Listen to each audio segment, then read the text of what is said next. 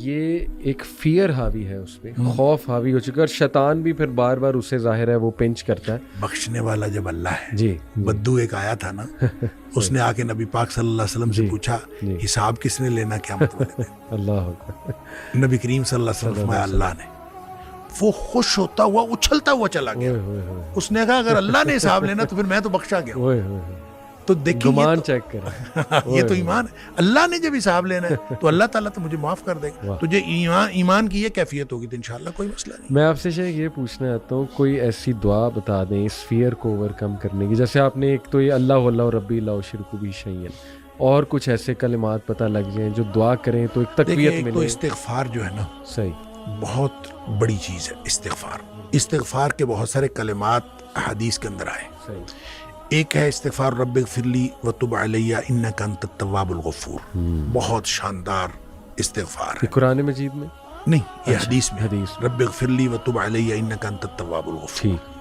ایک استغفر اللہ الذی لا الہ الا هو الحی القیوم واتوب الیہ. بالکل صحیح. یہ والا جو ہے نا استغفر اللہ الذی لا الہ الا هو الحی القیوم واتوب الیہ، اندازہ کیجئے کہ حدیث میں قرآن میں آتا ہے کہ جو شخص میدان جنگ سے فرار ہو نا اس پر اللہ کا غضب نازل ہوتا ہے. صحیح.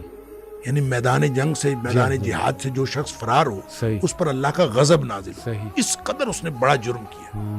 نبی کریم صلی اللہ علیہ وسلم فرماتے ہیں کہ جو شخص سوچ سمجھ کر 3 دفعہ یہ پڑھ لے استغفر اللہ الذی لا الہ الا هو الحی القیوم واتوب الیہ، 3 دفعہ سوچ سمجھ کے پڑھ لے، نبی پاک صلی اللہ علیہ وسلم فرمایا اللہ تعالیٰ اس کے سارے گناہ معاف کر دیتا ہے، چاہے وہ میدان جہاد سے فرار ہوا ہو. اب اندازہ کریں پیچھے بات کیا رہے گی. یعنی اتنا بڑا اگر گناہ اس سے سرزد ہوا ہے اور وہ اللہ سے معافی مانگتا ہے استغفر اللہ الذی لا الہ الا هو الحی القیوم، 3 دفعہ یہ کہتا ہے تو اللہ تعالیٰ اس کے سارے گناہ معاف کر دیتا ہے. پھر حدیث میں آتا ہے کہ سبحان اللہ و بحمدہ، جو شخص یہ 100 دفعہ پڑھتا ہے سبحان اللہ و بحمدہ، بس اتنا، اور اللہ تعالیٰ اس کے گناہ معاف کر دیتا ہے چاہے سمندر کی جھاگ کے برابر ہو. یعنی جتنے بھی گناہ ہیں اللہ تعالیٰ معاف کر دیتا ہے. تو یہ اسی طرح جو اللہم اجرنی من النار ہے، یہ 7 دفعہ اگر کوئی شخص صبح کے وقت پڑھ لے، 7 دفعہ شام کے وقت پڑھ لے، اگر اس دن میں اور اس رات میں اس کی موت آ جائے اللہ تعالیٰ جنت عطا فرما دے گا. پھر سید الاستغفار ہے، یہ تو میں سمجھتا ہوں شارٹ کٹس ہیں. تو سید الاستغفار 1 دفعہ پڑھ لے اللہم انت ربی لا الہ الا انت خلقتنی وانا عبدک وانا، تو یہ 7 دفعہ، یہ 1 دفعہ پڑھ لے.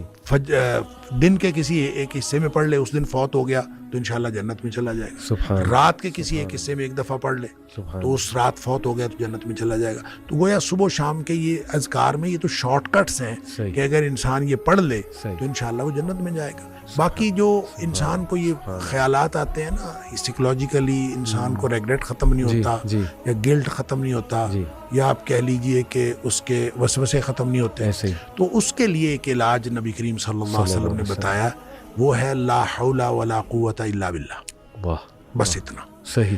اور اس کو اگر 100 دفعہ کوئی شخص پڑھ لے لا حول ولا قوت الا باللہ. صحیح. لیکن پڑھنا کیسے ہے؟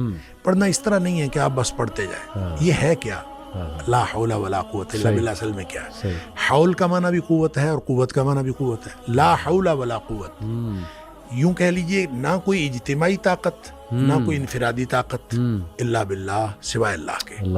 یا نہ گناہ چھوڑنے کی طاقت نہ نیکی کرنے کی طاقت الا باللہ. یعنی یا تو ایک کو پازیٹیو بنا لے، ایک کو نیگیٹو بنا لے، یا ایک کو اجتماعی ایک کو انفرادی. اب اللہ کے سامنے اس کو اپنا مسئلہ سمجھ کے نا، اپنا جو بھی مسئلہ ہے وہ سوچے اور سوچ کے اپنے اللہ کے سپرد کر دے. یا اللہ میری تو کوئی طاقت نہیں، نہ انفرادی نہ اجتماعی، الا باللہ. ہاں تو عطا فرمائے طاقت تو ہو سکتی ہے. یوں میں اس کو کہتا ہوں یہ بے بسی کا کلمہ ہے. بے بس آدمی اپنے اللہ کے سامنے بے بسی کا اظہار کرے اس کلمے کے ذریعے. صحیح.